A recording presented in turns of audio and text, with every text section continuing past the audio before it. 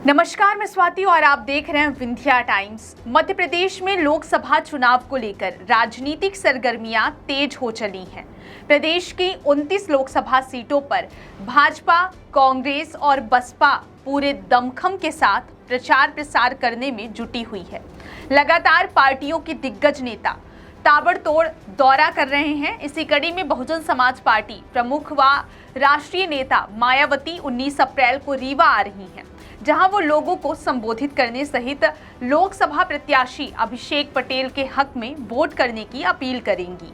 मायावती के आने की तैयारियां जोरों पर चल रही हैं। लोकसभा प्रत्याशी अभिषेक पटेल ने पार्टी सुप्रीमो के रीवा आगमन पर खुशी व्यक्त करते हुए कहा कि उनके आने से कार्यकर्ता जोश में हैं।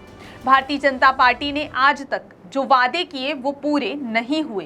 गरीब, किसान, युवा सभी परेशान हैं और इसलिए इस बार जनता ने बदलाव का मन बना लिया है। तैयारियां हैं और अब जब मायावती जी का रीवा दौरा होने वाला है, देखिए तैयारी ज़बरदस्त चल रही है और हमारी राष्ट्रीय नेता का आगमन 19 तारीख को होने वाला है, 19 अप्रैल को।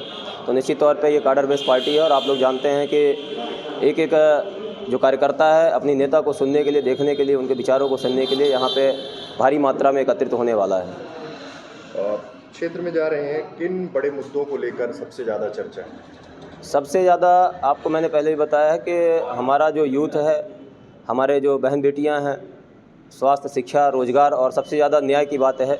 हमारे लोगों को न्याय नहीं मिल पा रहा है। कहीं ना कहीं वो लोग भारी मात्रा में प्रताड़ित हो रहे हैं। आए दिन कोई ना कोई घटनाएं होती हैं, उनको न्याय नहीं मिल पाता है। तो निश्चित तौर पे वो लोग एक आशा भरी नज़रों से हमारी तरफ देख रहे हैं कि बहुजन समाज पार्टी आएगी और उनका बेटा और सेवक अगर आता है तो निश्चित तौर पे हर वर्ग को लेकर के काम करेगा और सभी को न्याय और बंधुत्व की बात करके समाज में भागीदारी देने का काम करेगा। किसानों का मुद्दा कितना प्रासंगिक है? किसानों का मुद्दा आप भी जानते हैं कि लगातार 13 महीने के लंबे अंतराल तक आंदोलन किसानों ने किया है अपने MSP कानूनी गारंटी के लिए।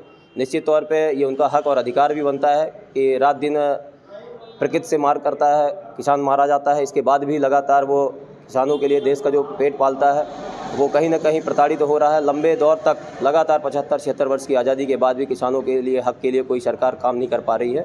अगर मुझे मौका मिलता है, हमारी राष्ट्रीय अध्यक्ष का ये मोटिव भी है कि हर वर्ग को साथ में लेकर, किसानों को, मजदूरों को साथ में लेकर के काम करना है, उनके न्याय और हक की बात करना है। तो अगर मुझे मौका मिलता है, रीवा की जनता जनार्दन मुझे चुनती है, तो जाहिर सी बात है कि मैं हर वर्ग को काम देने का प्रयास करूँगा। 10 साल से सांसद कितनी बड़ी चुनौती मानते हैं? देखिए, जनार्दन जी का कोई अब ये एक लहर रही होगी 14 में, हमारे लोग गुमराह हो गए थे। पूरे देश की भोली वाली जनता को ठगने का लंबे चौड़े भाषण और जो योजनाएं की बात की गई थी, उनमें हर तरीके से भाजपा सरकार पूरे तरीके से फेल रही है। आप सभी लोग जानते हैं, चाहे 2 करोड़ रोजगार की बात हो, बुलेटिन की बात हो, 100 स्मार्ट शहरों की बात हो और हर व्यक्ति को घर देने की बात रही हो, हर तरीके से, पूरे तरीके से भाजपा सरकार इसमें फेल रही है और जिसका परिणाम है कि जनार्दन मिश्रा के खिलाफ पूरी जनता इस बार बगावत करने पर उतारू है।